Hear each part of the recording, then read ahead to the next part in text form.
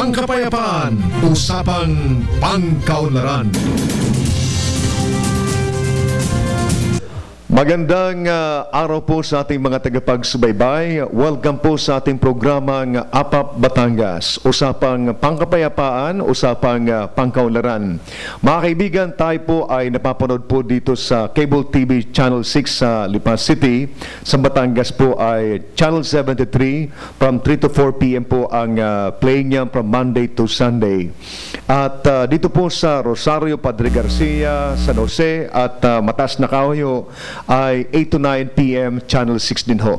So, nais po nating pasalamatan ang lahat po ng mga cable operators na siya pong nagdadala po ng ating programa.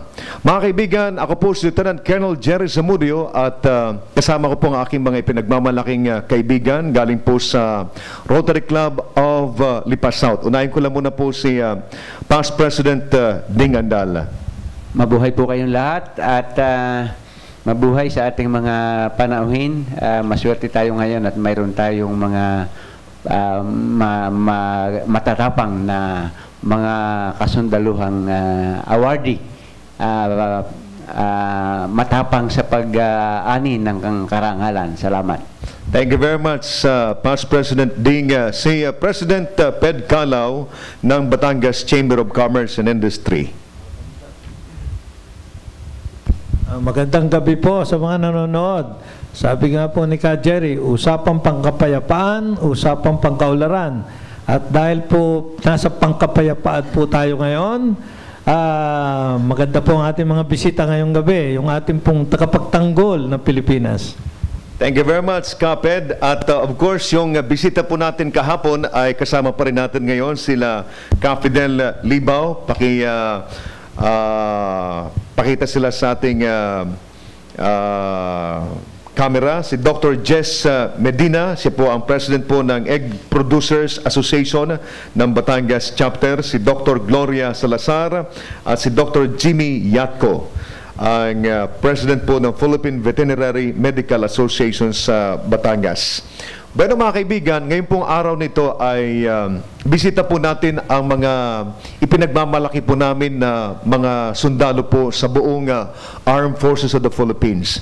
Sapagkat sila po ang just recently ho ay binigyan po ng parangal ng ito yung Rotary Club of Makati at saka yung Metro Bank Foundation. Ito po yung tops kung na inyo pong natatandaan, yung 10 outstanding Philippine soldiers at sila po ay galing pa ho ng Metro Manila.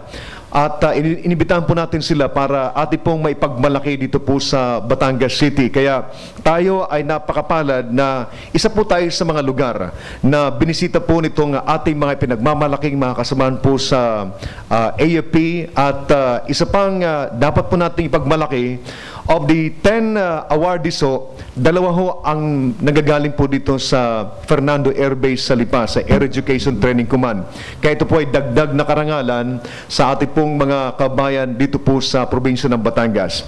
Bueno mga kaibigan, ang ating pong makasama po sa ating palatuntunan ay ngayon ho, siya po ang commanding officer po ng Philippine Air Force General Hospital at siya po ay awardee po in 2004, si Colonel Joseph Acosta. Magandang araw po sa inyo, sir. Magandang gabi rin sa inyong lahat. Okay, sir. Sir, baka pwede ho natin bigyan ho ng mamaya na pala, sir, ano, at papakilala mo natin lahat ho ng ating mga awardees. Si ang Assistant Chief of Air Staff for Intelligence, Colonel Raul Del Rosario. Sir, magandang araw po sa inyo. Magandang gabi po sa inyong lahat. Isa pong malaking karangalan na maanyayahan dito sa inyong programa. Thank you very much, sir. At ang isa pa nating awardee galing po sa Philippine Air Force Officer Candidate School dito po sa Air Education Training Command, si Master Sergeant Maria Teresa Bitong. Magandang gabi po at sa lahat po ng nakikinig at nanonood ng APAP Batangas.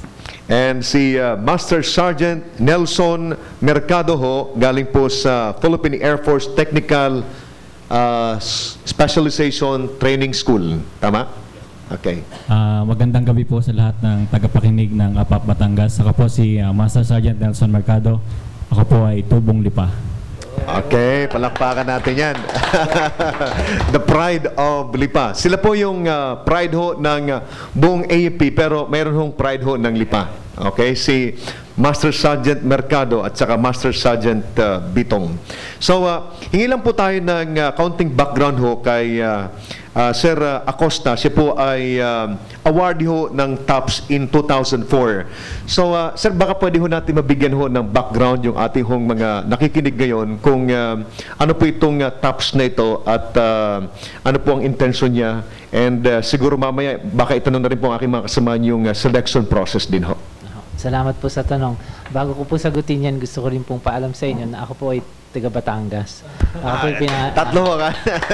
Si Sir naman, graduate ho ng Philippine Air Force Flying School. Kaya lahat pala sila ay pride ho ng ating Batangas. Thank you very much, Sir. Ako po ay taga Santa Rita, Batangas City. Pero barrio kami, going to Bawan. Well, yung tanong niyo po kanina, ang TOPS po kasi, 10 outstanding Filipino soldiers. Hindi nga siya Philippine soldier, Filipino soldiers. Ito po ay composed ng Army, Air Force, Navy, and the Technical Service. Ako po ay napabilang sa Technical Service kasi po ako isang doktor na naka-assign sa Air Force. So, nung unang assignment ko nga po, natatandaan ko ay nasa Lipa ako naka-assign. Ito yung aking first assignment na ako ay probationary second lieutenant noong 1987. Yung TOPS po, bukod sa TOPS, kasi meron pa rin para sa mga police naman. 10 outstanding policemen, meron din sila. Meron din 10 outstanding teachers. Ang nagbibigay po nun yung Rotary at saka yung Metrobank Foundation. Yun po yung history ng TOPS. So yung TOPS nagsimula yan, hindi lang, kasi 2004 po ako. Siguro po may mga 10 years na noon na nabigyan ng TOPS eh. Mga generals na iba, may retired na nga po. Sila, yung nagdaan din po rito, sila Major General Tato Sanchez, TOPS po yan. Si Major General Diego Cruz, TOPS din po yan. So, yung mga natatandaan ko pong ganun, yung mga nauna sa amin po na TOPS. So, ako po yun noong 2004 pa. Kaya, kung itatanungin ko ano yung mga accomplishments na nagawa ko, actually, baka nakalimutan ko na. Pero tuloy-tuloy lang po yung aming pagtatrabaho. Kumbaga nga, kaya ka daw naging TOPS you walk an extra mile. Parang lahat naman po ng kasundaluhan ay ganito rin ang ginagawa. Pero meron daw ho kayong napili dahil medyo may extra mile kayong ginawa sa service. Salamat po. Sir, ang isang bagay ho na hindi ko po makakalimutan sa inyo, although that incident was after your recognition, after recognizing you doon sa program na ito, yung mayroon isang pasyente ho na galing sa, kung di ko nagkakamali, Tawi-Tawi ata ho yun, na for several times niyo ho na pinunta nito sa Zamboanga at nakikita ko kayo noon, sir, na talagang you traveled all the way from Manila to Zamboanga just to attend to the medical requirements nitong, kung di ako nagkakamali, isang bata ho ito na dalaga na aksidente ho at meron ho atang isang nakapagsabi sa inyo.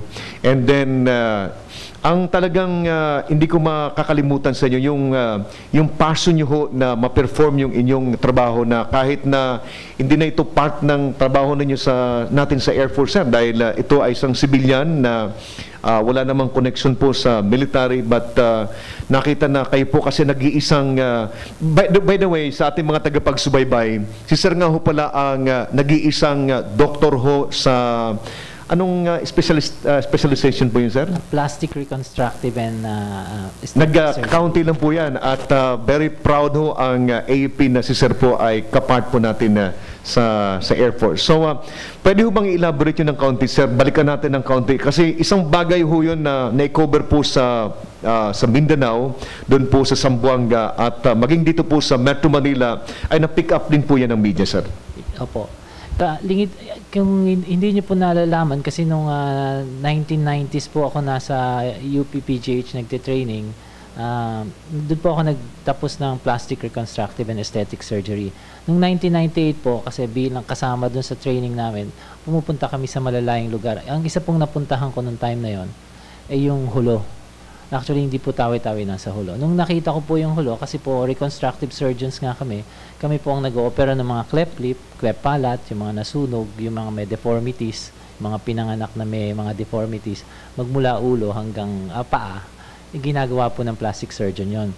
Nakita ko po sa Hulo kasi, wala akong pumupuntang mga plastic surgeons o reconstructive para mag-opera nun kasi nga medyo hindi ganun ka parang may nervyos yung mga doktor na pupunta ron.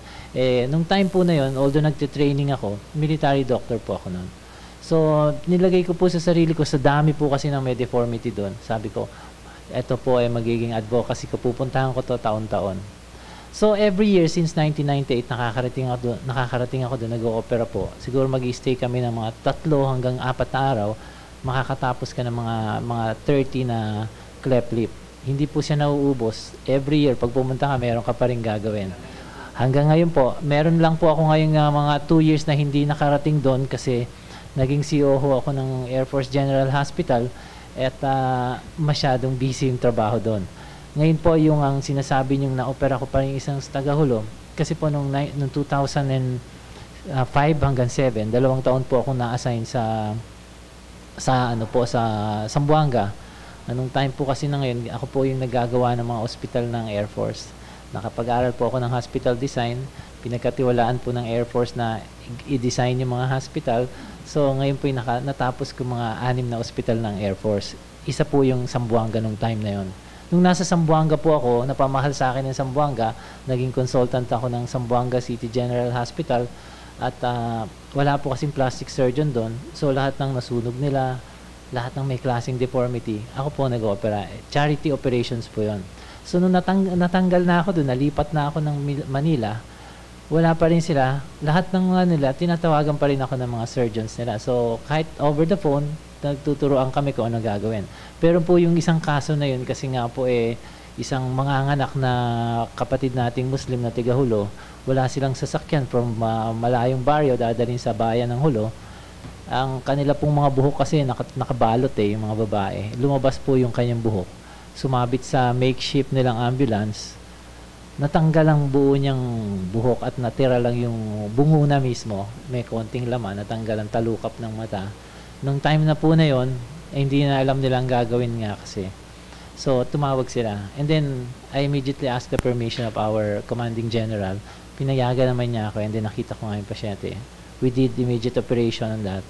Pero hindi pwedeng isang operasyon lang yun Kaya almost every month, siguro po mga 5 beses ko siyang binalikan hanggang natapos namin. And yun nga po ang ending nun kailangan niya maglagay ng wig. So ang ginawa namin nilagay ko siya sa Facebook. Humingi kami ng magtutulong sa kanya. Meron pong isang ayaw magpakilala, nagbigay ng magandang wig talaga, yung totoong wig na mamahalin pa yung pinigay sa kanya. And we went there together with the commanding general para ilagay sa kanya. Nagkaroon kami ng maliit na seremonya sa ospital ng Edwin Andres Air Base. So magmula po noon, marami pa pong dumating na mga ganon. Karamihan po ay mga nasunog. At pinapayagan naman po na yung aming CG na magawa yung mga yon para matulungan yung mga tao doon. Kasi po wala talagang reconstructive surgeons na pumupunta including Zamboanga po, wala Yun po. Thank you po. Thank you very much, sir. At na-monitor ko kasi, sir, yung ginagawa niyo, sir, sa Zamboanga na pati yung pagtubo ng laman sa skull niya ay minomonitor ni sir yan, yung progress nun, until such time na nabuo yung laman doon sa ulo ng bata. Saka lang yung nabitiwan yun, sir.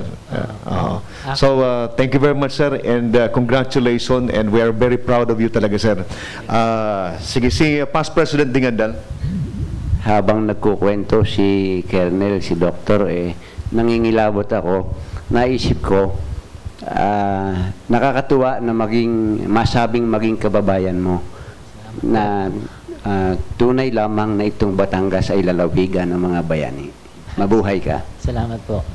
Thank you very much. Ang susunod po nating awardee po ay si Colonel Raul Del Rosario at si Sir naman, nung ako po ang Public Information Officer po ng Air Force, for several occasions ho ay nakita ko kung gaano ho yung passion niya ho doon sa kanyang trabaho because kung hindi ko kung natatandaan ko ng tama, pati yung mga nag-surrender noon na mga New People's Army galing po sa Pampanga ay nasa taas po siya pero talagang hands-on siya na kanya hong tinitingnan yung operations so para yung ating mga kapatid na mga New People's Army ay maibalik natin sa ating gobyerno. And then another case ho ay yung tungkol doon sa pagkakahuli ng isang Abu Sayyaf. But siguro baka pwedeng kayo ni Sir ang magkwento na Sir sapagkat hindi ko na talaga mabuo sa aking isipan yung mga detalye po nito dahil alam ko isa ito sa mga dahilan kung bakit kayo po ay napili na isa po sa mga awardees dito po sa TAPS na ito, Sir. Kasama ba Sir ito sa mga citation na nagamit niyo po Sir dito sa award nito? Opo. Yes, Sir. Una sa lahat, nais ko hong papurihan ang ginawa ng Metrobank Foundation at ng Rotary Club of Metro Makati dahil dito sa ginagawa ng parangal sa mga kasundaluhan. Kadalasan po ang nakikita nating mga parangal ay para sa mga artista, para sa mga pelikula. Pero kakaiba ito dahil bihira at saka binibigay sa mga naninilbihan sa bayan. Kaya malaking moral booster po ito sa aming mga kasundaluhan. Ang TAPS Award na natanggap ko ay parangal hindi lang para sa akin kundi pag-recognize sa mga effort na ginagawa ng Armed Forces of the Philippines sa bansa natin. Kaya I salute Metrobank Foundation for this effort and Rotary Club of Makati Metro. If I may add, dun po sa selection criteria, nailista ko dito na ang mga batayan ng pagpipili nila ay meron po silang professional qualities in service performance, contribution to service na kinabibilangan ng Extraordinary Act, innovation and career highlights, at saka civil-military operations. Ito po yung mga tinitignan nila. Pag civil-military operations po, ano yung mga nagawa? Tulong sa mga mamamayan, tulong sa mga kabayanan. At pinalad po ako na mapili. Sa katotohanan po, napakahirap ding lumusot dahil mahigpit ang labanan, marami ang sumasali. At ang interviewee po, yung final interview ay kinabibilangan ng mga matataas na tao ng isang representation from a Supreme Court Justice, from a Senator, from a Congressman, from academe, from all walks of life. Yung society natin ay represented. Kaya very challenging yung final interview. At siguro ang masasabi ko, napili ako dahil sa kabuuan ng mga accomplishment ko sa 27 years ko sa serbisyo. Ako po ay line pilot for 11 years. Nauna po akong maging piloto at dito ako nag-training. 2 taon din ako dito kaya marami rin akong nakain na loming Batangas.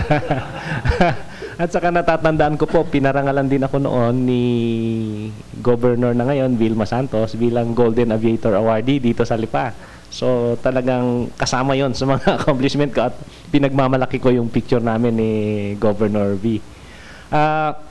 Siguro po ang mga matimbang na naging accomplishment ko ay noong line pilot ako, na-deploy kami sa Palawan at kami ho ang nagpapatrolya sa West Philippine Sea. At may mga pagkakataon na yung mga nakukuha naming mga pictures, mga surveillance videos, lalo na nung kasagsagan ng mischief rape issue, ay naging magandang batayan para sa mga decision making ng ating mga leaders. Noon din po ay nag-escort kami ng mga media natin na nakasakay sa barko para makita, makunan at mapatunayan na meron talagang intrusion. Noong piloto po ako, naging team leader din po ako nung Blue Diamond, kung naalala nyo. Kaya naging active siya nung 96 at 98. Noon naman pong na-assign ako sa 7th PAW, naging kabilang ako sa isang team na rumisponde sa bomb threat na inilagay sa Sabres Mall sa Angeles City. Kasagsagan po ito ng mga mall bombing nung araw. Yung team ko po ay mga EOD, Explosive Ordnance Disposal, at matagumpay po namin na-extricate yung bomba at napasabog sa malayong lugar. At naging safe ang mga mamimili doon. Siguro nabigyan din po ng konting points ito. Noon naman pong na-assign ako sa Mindanao, sa Cagayan de Oro City bilang group commander ng TOG-10. Meron din isang incident na bukod tangi, meron kasing isang jeep na nahulog sa ilog. Yung jeep ho sa Mindanao ay hanggang bubong may pasahero. At marami ang namatay, pero ang Air Force Rescue po ang nauna. Ako po ang nagtayo ng command and control, nang nagpapunta ng mga tauhan natin para sa rescue, at tumawag pa ng ibang mga rescue units. Nakasalba po kami ng 24, pero meron pong 18 nasawi. At nitong huli po ay naging member po ako ng puwersa sa Air Force na tumugi sa ating mga terrorist groups, at nakatulong naman po tayo sa pagpuksa. May mga nahuli po tayong mga ibang mga high value targets, kagaya ng nasabi nung una. Sa CMO portion po, ang palagay ko matimbang ay yung pagkaka-assign ko po sa Mindanao. Nag-adapt a mountain po kami at massive tree planting kami to protect the watershed of Cagayan de Oro City, kabilang ng mga ibang agencies. Tapos yung mga nearby barangay po, kagaya ng Barangay Lumbia kung saan nandun yung aming kampo, ay marami kaming livelihood na ginawa. Isa na po nga dyan, nagpa-reflexology training kami, nagpa-soap making and perfume making para sa livelihood. Meron din kaming mga medcap sa bayan ng Hasaan, sa Misamis Oriental, yung mga ginagawa nating Operation Tuli. At marami ang nakinabang, nakakatuwa po. Kabilang na rin dito yung aming search and rescue training sa bayan ng Balingasag. Naging kaibigan ko po yung dating mayor doon, si Mayor Borromeo. Ito po siguro, at may iba pang mga CMO activities.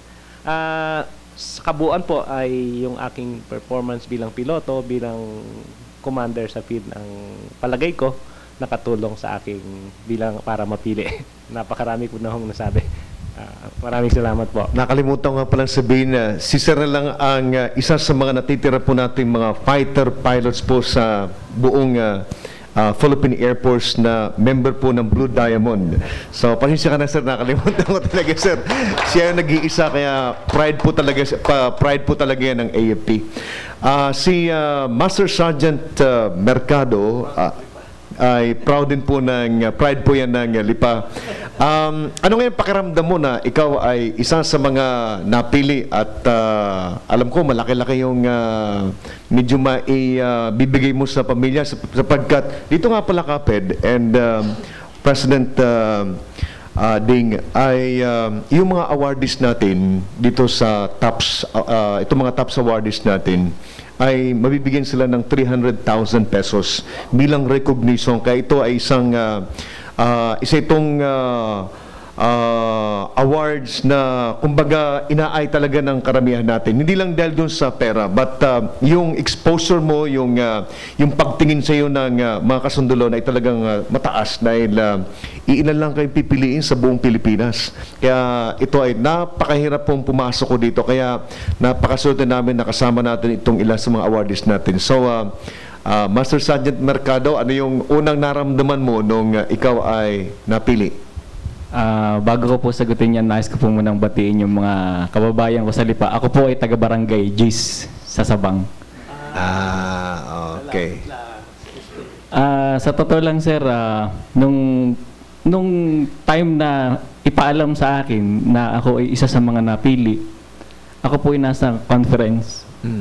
At wala pong pagsidla ng aking kasiyahan na sa middle ng conference, nung sabihin sa akin na isa ako sa mga nanalo, ako po'y napasigaw. sa loob ng conference room? Yes, sir. Nagulat po yung mga kasama ko. Sabi, ano nangyari sa'yo? So, pinaliwanag ko po sa kanila yung natanggap kong mensahe mula po sa Metrobank Foundation. Anong pakiramdam ng mga anak mo na ikaw ay isa sa mga awardees? Siguro talagang proud na proud siya, no? Palaging pinapangkwento sa mga classmates niya. Yes, sir. Ganon din po yung mga kabatch ko sa Mabini Academy. Ang tawag po nila sa akin, TOPS. So, thank you very much. Maraming accomplishment dyan si Master Sergeant Mercado at naobserbahan ko rin yung kanyang mga nakaraan, yung background niya dyan sa Fernando Air Base, Lipa City, sapagkat personal ko naman itong kakilala. At talagang hindi ho matatawaran yung kanyang kakayahan, yung kanyang contribution po sa Philippine Air Force. Kay Master Sergeant Bitong, ikaw ba ay nag-iisang babae dito sa mga awardees natin ngayon? Yes, sir. Bali, ako lang po yung kauna-unahang babaeng napili nila. Simula po nung nag-search sila sa enlistment Really? po. Yes. Ikaw yung pinakaunang galing naman. Talagang galing pa sa Lipa, sa Batangas. Tubong Bayorbor, mataas na kahoy po ako dito. Yan lang po ako sa banda dyan. Actually, ngayon lang kita nakita, Master Sergeant Bitong. Ito si Master Sergeant Mercado, kakilala ko to. So, ang assignment mo is Philippine Air Force Officer Candidate School, ano? Yes, sir. Sa anong trabaho mo ron? Bali, NCOIC po ako sa material, Directorate for Material. Dito sa selection nito, ano yung nakakuha ng pansin ng board? Ng selection board? Siguro po, ang una ko po kasing assignment ay sa Presidential Security Group. Yun po yung una kong assignment. Doon po, naging security po ako ng late President Corazon Aquino. Then, nadaanan ko din po yung isang kudeta doon. So siguro, yun po, at saka po naging member din po ako ng security nang idinaos po dito yung Asia Pacific Conference sa Subic. Bali, naging member din po ako ng security group nung idinaos po dito yung Miss Universe. Bali, ang sinecurityhan ko po doon ay yung Miss Brazil. Tapos siguro po yung talagang napansin na lead dito ay yung assignment ko po sa 205. Bali, 13 years po ako sa 205 as a helicopter mechanic and at the same time gunner. So yung siguro po yung first encounter po ko doon sa Basilan na bali nag-resupply po kami, nag-extricate po kami ng isang wounded ng isang killed in action at 6 pong wounded in action. Tapos yun po, nag-encounter po talaga kami nung ibababa pa na po namin yung mga resupply namin, yung mga ammunition, yung mga food nila, bigla po kaming binaril, pinaputukan. So nag-fireback po kami at matagal po din po yung encounter na yon. At ang resulta po noon, nagkatama po yung eroplano namin ng 11 tama po talaga, ipapa po yung mga dent ng eroplano. So na-pick up naman po namin lahat at nailigtas po yung 6 na wounded at nadala din po namin killed in action. Ang katunayan nga po, nag-jump po yung aking M60, pero hindi po ako nawala ng loob, kundi right after po na mag-jump yung M60 ko, kinuha po yung backup M16 ko po and then continuous pa rin po yung aking pagbaril sa kanila. Hindi ko po alam kung may natamaan ako kasi pero ang ano lang po noon, right after yung after mission report po, may marami pong namatay at nakaligtas po yung tropa natin doon. Yun lang po yun. Palakpakan natin. Talagang makukuha mo yung attention talaga ng mga members ng selection board. So, ngayon, ano ang pakiramdam nyo ngayon na kayo yung tinitingala sa buong AFP? Napakalaking responsibility ito at siyempre everyday tinitingnan kayo.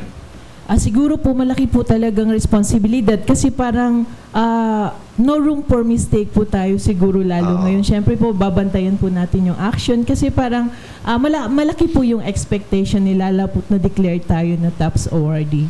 Oo. At saka especially sa Air Force na mataas yung values ng mga sundalo natin dahil doon sa in-step na pinapatupad ng ating commanding general. So mahirap makipag-compete sa mga kasamahan mo dahil yung values nila is mataas din. Kaya talagang somebody ho kayo sa Philippine Air Force dahilan sa narating nyo itong recognition na ito galing sa Metrobank at saka galing sa Rotary Club of Makati. Beno, bibigay ko na siguro yung microphone dito sa aking mga kasamahan para sila naman magtanong. Unahin ko lang muna si Kaped. Unang-una, ay binabati ko itong ating mga kapwa Batanggenyo. Kahit si, para na rin si, ano po posisyon ninyo? Colonel? Colonel De Rosario, hindi Batanggenyo, pero nabanggit niya kanina na nagtagal siya sa Lipa at nakasama niya si Mayor Vilma noon, parang Batanggenyo na rin. Kaya masasabi natin na para tayo very proud na ito'y karangalan ng mga Batanggenyo. At napasin ko rin ayon sa inyong mga salaysay na parang nandun lagi ang civic, yung pagtulong sa ating kababayan, pagtatanggol sa ating bayan at saka yung pagtulong. Kaya binabati ko rin po kayo. Hindi ko maintindihan kung ano itatanong ko sa inyo Dahil ito parang parangal ang ating yung Blue Diamond magaling magpalipad-lipad yung mga yan. Pero yun na nga, in your own little way ay parang malaking tulong yan, malaking bagay na gawa nyo para sa Batangas at saka para sa kasundaluhan. Kaya, ewan ko kung ano nga itatanong ko. Baka ito si Ding may itatanong. Maraming katanungan ang lumabas sa akin, Colonel. Pero ang unang-una ay talagang nag-uumapaw ang aming katuwaan. Sa inyo nga ibalita, matindi ang talagang masustansya itong ating selebrasyon ng 150 taon ng ating bayaning si Dr. Jose Rizal. Dahil ang ating mga bisita sa ngayon ay mga buhay na bayani. Na ang common sa inyo, kung kaya kayo naparangalan, ay yung ugaling kabayanihan na sa lahat ng pagkakataon ay handa ninyong gawin ang inyong sabing ni Colonel ay extra mile para magkaroon ng higit na kabuluhan ang inyong posisyon o ang inyong ginagawa, ang inyong ginagalawang daigdig. Subalit siyempre, ngayon kayo ay sikat, ay di kayo ay nakikita ng mga tao sa labas. Siyempre, hindi lamang Philippine Air Force ang hahanga sa inyo. Ang mga negosyo sa labas ay matutuwa sa inyo. Katulad ni Dr. Acosta, siyempre napaka-lucrative ang practice sa labas of the service, and si Colonel De Rosario ay Blue Diamond. Napakalaki raw ng kita sa ng mga international pilot. Tayo ba'y walang planong lumabas diyan, Colonel? Noong araw pa po, napagpasyahan ko na mag-stay sa serbisyo.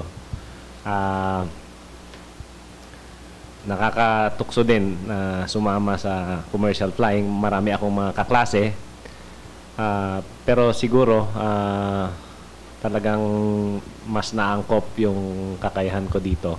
Nakikita ko kasi na mas may kabuluhan siguro ang paninilbihan. Salamat, Colonel. Medyo ano kami nga, kumbaga pagka ganito ang magiging kaisipan ng ating mga opisyalis sa ating kasundaluhan, medyo sa panahong ito talagang kailangan ang ganyang determinasyon, ang ganyang tapang, lalo na ngayong naririnig natin ang usapin diyan sa West Philippine Sea. At si Colonel Acosta naman po, napakabilis pong yumaman sa ating private practice. Totoo po yan. Alam niyo po, kami pong mga plastic surgeons, meron kaming association sa Pilipinas. Kakaunti lang po ang members niya, yung PAPRAS. Yung mga kasamahan ko po, Halos every may meetings po kami parate. Sa isang taon siguro mga 10 beses or more. Ganun po ang meetings yun eh. Laging may small group, nandiyan kayo. Pagka mga kasama, yung po mga kasamahan ko, siguro po ewan ko kung maganda ikwento pagka nagbaba ng mga susi ng kotse nila, yung mga high-end na mga kotse. Bababa ka ng susi ng kotse mo. Yan. Every time na makikita, yung pa rin na susi ng kotse ko. Pero kasi po masaya po akong hindi ko po alam na siguro po nasiyahan akong magserbisyo. Sa katunayan nga po, nag-turn ako ng 50 last April 29, birthday ko po noon, naghanap po ako ng lugar na mapagsisilbihan. Tiga Batangas ako. Sabi ko ayoko dun sa bayan namin sa may Santa Rita and San Pascual kasi baka sabihin ako'y tatakbong lumumulitika. So naghanap po ako other than that. Ang nakuha ko po itong San Jose. Kaya nung April 26 po yun, nagserbisyo po kami dyan. Kasama ko po yung mga tiga Air Force. Actually po, sabi ko, doon na lang yung handa namin. So, kapag opera kami ng mga minor surgeries naman po, yung tule, mga 500, mga 40 plus na minor surgeries. Kasama ko si Mayor,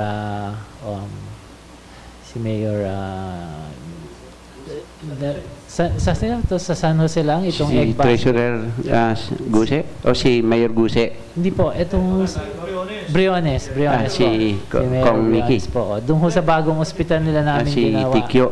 Opo. Mayor Tikyo. Kasama rin po kami mga taga Fernando Air Base. So yun yung aking 50 years na service. At yun na rin ang handa ko sa nung namin. Pero budel fight lang. So hindi lang po talaga kayo basta bayani, kundi talagang kayo'y dugong Batanggenyo. Akala namin dito sa Up Batangas ay kami ay napakababait na naming tao. At dahil ang aming talagang advocacy, ang ating talagang isinusulong dito po sa Up Batangas ay yung isulong ang kaisipan na tayo ay magkatulong-tulong sa ikabubuti ng ating pagpaplano at ikabubuti ng ating bayan. Pero mayroon po palang mga ganitong taong kamukha ninyo at mga Batanggenyong talaga. At masasabi kong ito pala'y ugaling Batanggenyo, yung ugaling bayani. Mabuhay po kayo. Nabanggit ni kasamang ding na itong ating mga guests ay malaki na itutulong dito sa atin. At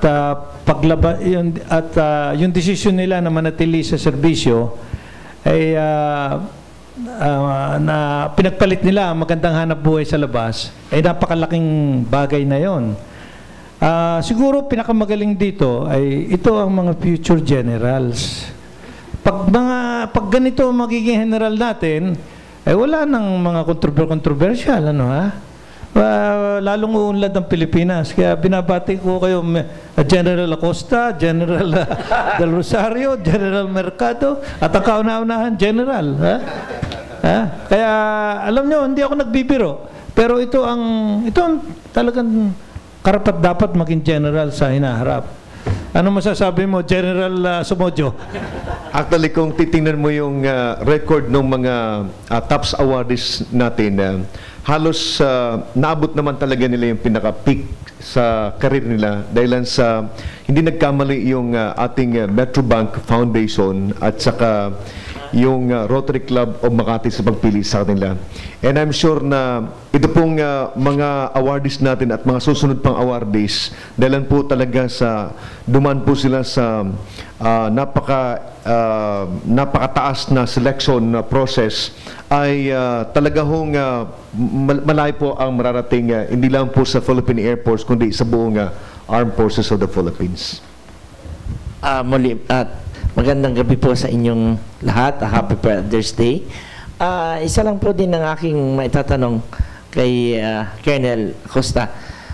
Is there any possibility po na bilang TOPS awardee ay maging taon-taon po ba ito? Opo, taon-taon po. ay hindi po kaya na next year naman po o sa isang darating na taon ay isa kayo sa maging judge bilang po sa napakaganda po ang naging inyong napatunayan ay maging isa kayo sa maging judge ng TAPS? Yung pagiging judge po siguro hindi kami magiging ganun. Ngunit kami po parang dahil sa naging TAPS, kanina nga kinakausap ko si Master Sergeant Pitong, nasabi ko na ngayon pong TAPS na kayo kasi nung time namin, pagkatapos namin maging TAPS, yung mga susunod na taon, naghahanap kami nung pwedeng maging TAPS. In-encourage namin silang lumaban. Kasi kung makikita namin yung nandun siya sa criteria na to, pwede kang maging TAPS. Kasi alam namin, like, lalo na yung integrity ng tao, pag nakita namin ganito siya, kami nagsusulong sa kanya, pinupush talaga namin siyang lumaban.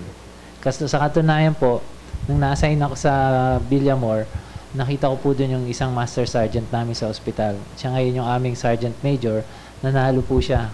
Pinush ko, sabi ko, lumabang ka kasi yung mga ginagawa mo, extraordinary yan. Hindi yan pang top yan, sabi ko gano'n. Nanalo siya. Kasamaan sila nila, si Master Sergeant Nilo Pedrosa. Sana po ang mga istorya nitong mga TAPS awarding ito ay mapaulit-ulit nating maipakita sa ating mga kababayan at nang mapamantayan naman at nang magayahan ng ating mga kasamang naglilingkod sa ating pamahalaan. Okay. So, sir, may tanong lang po namin sa inyo, sir, kung ano po ang magiging mga schedule niyo po ngayon. Dahil alam ko ho na after ho nito ay meron din po kayo nakatakdang date na makipagkita ho kay Pangulong Noynoy Aquino para ma-recognize po kayo sa Malacanang. Kasi ang kalagan kasi dito, President Ped and past President Ding Andal, sila yung nagsisilbing inspirasyon sa mga sundalo. At habang tuloy-tuloy na sila ay iniikot natin, marami tayo na i-encourage ng mga sundalo na gumawa ng mas maganda pa dahil meron silang sinasalamin, meron silang tinitingala. So ito yung objective kung bakit gusto natin na ipagmalaki sila sa lahat ng mga radio station para mas tumaas pa yung antas ng disiplina, yung quality ng service ng ating mga kasundaluhan. Yan ang pinaka-essence ho nung pagdadala ho ng ating mga awardees. And of course, sa mga kabayan natin ay sila din ang magsilbing inspirasyon doon sa ating mga kabataan. So, sir, may tanong ko lang, after nito, sir, is meron pa kayong mga schedules na pupuntahan, sir? Bago ko sagutin yan, gusto ko munang sagutin yung sinabi ni Mr. Fred Calaw kanina, yung general. Ako po general kasi nasa General Hospital ako nagtatrabaho. At saka paminsan-minsan general anesthesia ginagamit namin. Yung pong katanungan nyo, alam ko, kasi po ako past TAPS na noong 2004. Sasagutin po ng mga bagong TAPS yan. Bagong lahat, pero din kami general. Kaya lamang may general problem. Yun pong schedule, ang Metrobank Foundation po ang gumagawa. Na-inform po kami na ang awarding with the President ay gaganapin sa last week ng August. Meron din po silang mga ini-schedule na mga TV and radio appearances and interviews. Nauna na po yung DCBB na AFP Radio at saka kayo po. So, kanina po naimbita ako sa Philippine Daily Inquirer parang story reading sa mga bata. So, meron pong mga naka-schedule. Kasama Jerry, baka magandang suggestion din na baka itong probinsya natin, sina Governor B o itong ating mayor sa Lipa, ay imbitahin sila, bigyan ng parangal para magkaroon naman ng recognition. Ano sa palagay mo? Sige, at imbitahan natin si Mayor at saka si Ding naman is konektado kay Governor Vilma Santos. Siguro mairereli mo, Ding, na ang isa sa kanyang mga nabigyan ng awards ay awardee uli ngayong taon na ito. pag siguro nakarating yan sa atensyon ng ating governor or kaya yung mga nanonood po ngayon na mga tao po ni Governor Vilma Santos, alam ko makakarating na po ito. If I may, sir, gusto ko lang idagdag na nasabihan kami ng Metrobank Foundation na for the first time yata ay ipipresent din sa Senate at sa Congress at sa Supreme Court. Ang pagkaka-describe nila sasamahan kami ng aming mga kongresista. So, napakalaking karangalan po ng Malamang na may nakikinig na mga gabinete ni Governor Vilma tayo sa ngayon o may nanonood. At itong June-July na segment natin na ito ay aming nakapropose na kay Governor Vilma yung huling segment. So, sana maganap na makasama namin kayo sa kanya. So, yes, Master Sergeant Mercado. Nais ko lang pong idagdag na doon po sa gaganapin na formal na pagbibigay sa amin ng award sa Malacanang ay binigyan po kami ng chance na maimbitahan ang dalawang government official. And we decided na ako po, siguro po nakikinig na rin ang ating butihing mayor, si Mayor Sabili, at ang ating pong butihing governor na one of these days po ay pupunta po kami sa kanila upang official na namin silang umbitahan para makasama namin sa darating na Agosto sa Malacanang po. Thank you very much, Nelson. So, ako na mismo ang personal din pating tatawag kay Mayor Sabili at mamaya pagkatapos ng programa natin. At alam ko na very proud sa inyong ating mayor dahil si Master Sergeant Bitong ay taga rito, si Master Sergeant Mercado. At ito ay mga occasions na minsan lang mangyari sa atin, at dapat matake advantage ito ng ating butihing mayor. Pero mga kaibigan, tayo po ay inabot na po ng ating panahon sa ating palatuntunan. Bibigyan ko lang po ng parting words yung ating pong mga bisita na galing pa po sa Metro Manila dahil po sa ating imbitasyon ay nakarating po dito. So unahin ko lang po si Master Sergeant Bitong. Master? Magandang gabi po ulit. Iniimbitahan ko po ang lahat ng interesadong pumasok sa sundalo na napakaganda po ng maging isang miyembro ng sundalo. Hindi lang po sa desk o sa opisina na pwedeng mangyari, ang mga babae po ay pwede rin po sa kahit saan. Basta gawin po natin ng tapat, dedikasyon at may pagmamahal sa trabaho, hindi po tayo magkakamali doon. Maraming salamat po. Thank you very much. At kay Master Sergeant Nelson Mercado. Unang-una po, nais ko po munang pasalamatan ang Metrobank Foundation at ang Rotary Club of Makati Metro for coming up with a program like the Search for the Outstanding Philippine Soldiers. Para po dun sa ating mga kasundaluhan, kung sa palagay niyo po ay isa kayo sa nararapat na maging kaisa namin sa TOPS, bukas po ang Metrobank Foundation at ang Rotary Club of Makati for the Search for the Outstanding Philippine Soldier for 2012. Sa atin pong mga kababayan, ako po ay natutuwa at isa po akong Tagalipa at isa akong Batanggenyo. Thank you very much, Nelson. At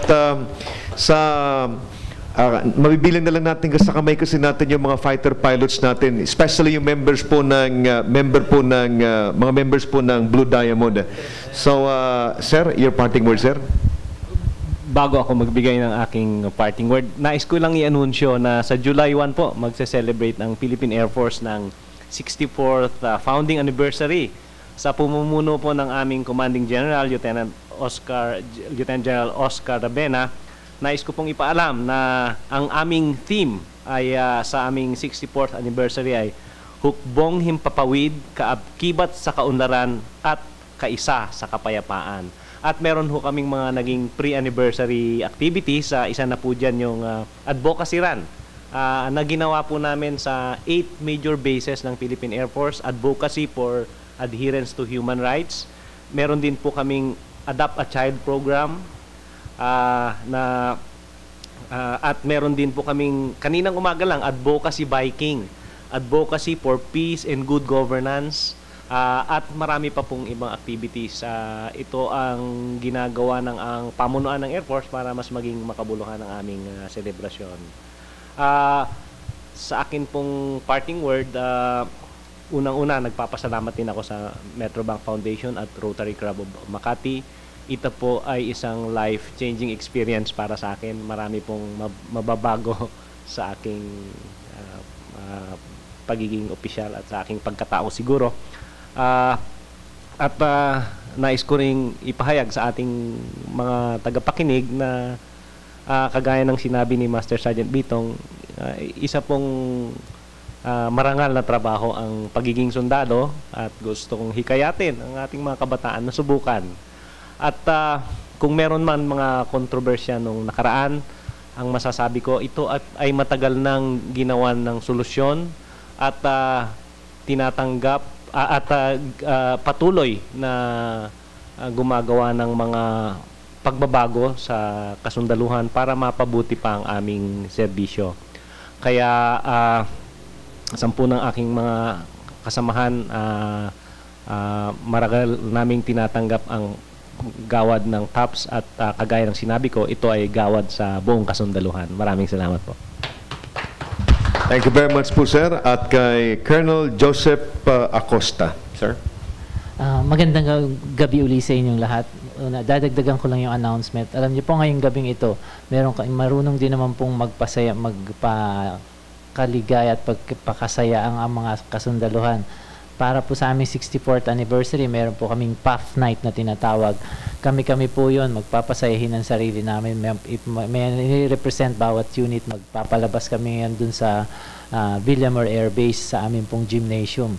Malilate lang po kami kasi nandito pa kami, pero hahabol po kami. Pangalawa po, gusto ko as part of my parting words, gusto kong imbitahan kasi po ang pagiging doktor sa military ay nung pumasok po ako nung 1987, nasa 700 plus kami. Ngayon po 200 plus na lang kami. Konti na po ang pumapasok na doktor sa Armed Forces of the Philippines. Kaya iniimbita ko po yung mga doktor na gustong magserbisyo sa ating bayan. Samahan niyo po kami. Hindi po nandito ang pagyaman, pero nandito po ang kasiyahan ng inyong kalooban. At makakapagtapos din naman ang inyong mga anak. Hindi lang kayo magiging Vicky Bello or somebody. Pero magiging masaya kayo sa loob nyo po. Sigurado ko, napakasaligaya. At isa pa, nabibigyan kayo ng karangalang katulad ng TAPS. Katulad ng sinabi po ni Brother Raul de Rosario na ito'y magbabago ka talaga. Kasi magmula nung nanalo ako, hindi mo na siya pwedeng bitawan. TAPS ka. Kasi saan ka pumunta, TAPS ka pala ha. TAPS ka pala. Parang tinitignan nila ang bawat galaw mo. Hindi ka na pwedeng, kung magkamali ka, parang hindi lang ang sarili mo ang pinagkamalian mo, ang buong TAPS na kasamahan mo at ang kasundaluhan. Kaya yung pagiging TAPS, salamat sa Metrobank at nabigyan nyo kami na nakita nyo yung mga ganitong katangian ng mga sundalo. Maraming salamat din po sa programang Up Batangas. Meron palang ganito sa Batangas. Ngayon ko lang po nalaman. Salamat po. Maraming salamat sa inyo lahat. Thank you very much po, sir. Si President Ped Calao. Mabuhay po ang mga sundalo. Ngayon ko lang nalaman na talaga palang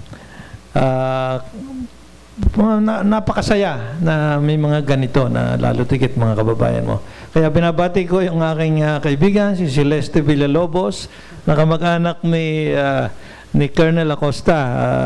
Kita mo ha, kamag-anak mo sikat na. Thank you very much. Past President Dingandal. So, bumabati ako sa mga kasundaluhan at saka sa ating mga kababayan na mga bayani ng Happy Father's Day. At mabuhay po kayo lahat. At sa ating mga panauhing taga-DA at taga-livestock industry, Happy Father's Day po at maligayang araw ng mga bayani. Thank you very much, Ding. Mga kaibigan, dito na po natin winawakasan ang ating programang Up Batangas, usapang pangkapayapaan, usapang pangkaunlaran.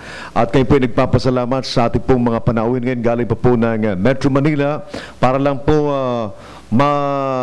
kasama po ang ating mga manonood dito po sa Batangas, Lipa, Mataas na Kahoy, Rosario, Padre Garcia at saka sa San Jose. Mga kaibigan, ito po si Lieutenant Colonel Jerry Zamudio. Maraming salamat po sa inyong pagsubaybay.